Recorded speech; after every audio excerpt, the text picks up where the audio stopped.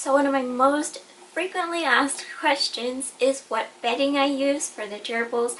Now, I use a mix of KT's Clean and Cozy as well as Small Pet Select, and I just use the regular white bedding. It's the easiest to see if they've peed anywhere, or just easier to clean in general because you can actually see it get dirty. And I really like the absorption of it. It doesn't smell at all for me, so I really like those two. And then I also use oat hay just as a mix, and hay just really keeps their tunnels steady and together. And honestly, I just believe that gerbils defy gravity no matter what you use, but the textures of different things always helps.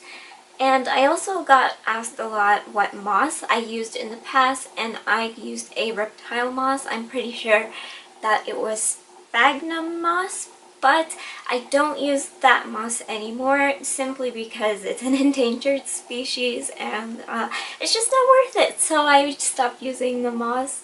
I'm not sure of any other safe mosses, but feel free to comment if you know it. Next question I get for gerbils is what wheel do I recommend? Now for gerbils, the minimum size wheel for either male or female is a 8.5-inch wheel. It shouldn't be any less than that. And honestly, I found that with my females, even though females are surprisingly smaller than males, in contrast to hamsters, females are usually larger than males. And so I really like an 11-inch wheel for gerbils. I think it's the best size for any of the genders, but an 8.5 would be the bare minimum. Just make sure that your gerbils are not arching their back, because if they are, you probably need to upgrade the size of their wheel. As for the type of wheel I recommend, with gerbils, I actually tried to start them off with the KT Silent Spinner. The KT Silent Spinner. And they could not spin it. I don't know if it's just too big for their weight, but it just didn't work out. So I ended up going with a wooden wheel, and I love using a wooden wheel just because it's so much more natural. They can spin it. It's super quiet, and also it's not that hard to clean. If you haven't seen my cage tour video, I did kind of go over on how I keep a wooden wheel and prevent them from making it dirty and just a mess overall, and also to last as long as a plastic one would. But wooden wheels are definitely my favorite recommendation, but you don't need it. You could also try the KT Silent Spinner.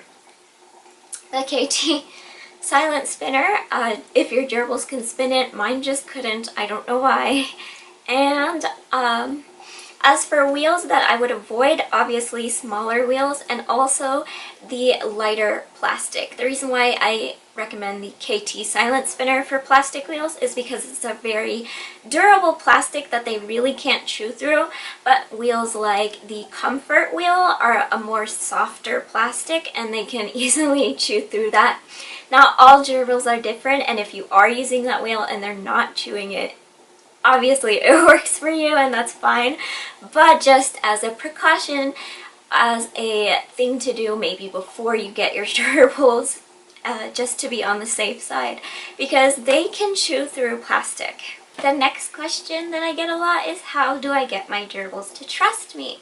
Now, I do have a video on taming gerbils, but I probably would repeat this one the most for everyone, and that is to talk to your gerbils. It sounds crazy, but they are so social, and even though they don't speak our language and we don't speak theirs, they can learn what our voice means, and so our voice can mean a very positive thing, especially if you're going to give them food or a treat, and so they'll look forward to your voice, and that's probably my number one thing to do to get your gerbils to trust you.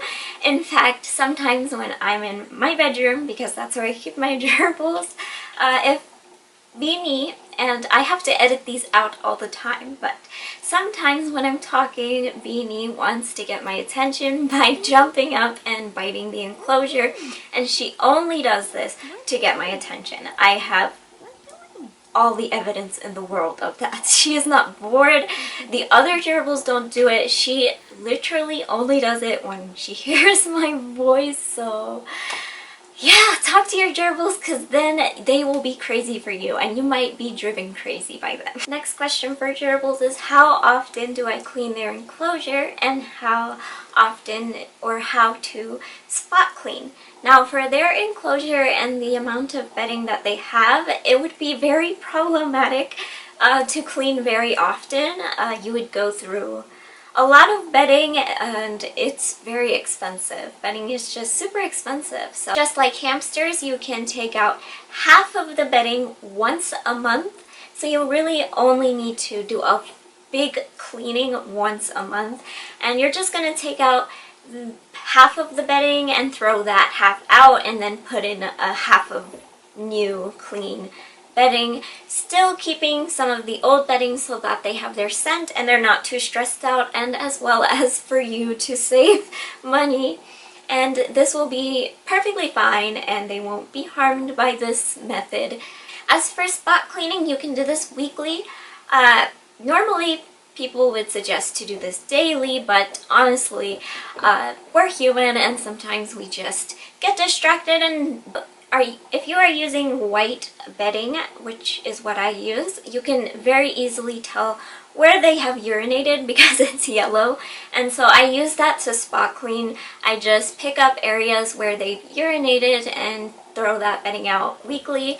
And for their sand, I spot clean by using like a pasta strainer and just straining out all of the clumped urine and also the feces. Another question I get asked a billion times is if there are any alternative ingredients to some of the ingredients that I list in my DIY homemade food mix. Now, it would be very hard for me to go over all the seeds. I know that there are some seeds that are not common in some areas of the world and will be difficult for you to find, and Beanie is trying to get my attention right now again. However, if you can find an ingredient with the same percentage of every guaranteed analysis that the ingredients I listed have, so if you need to replace flax, you would need the same numbers that flax has in protein, fiber, and fat, so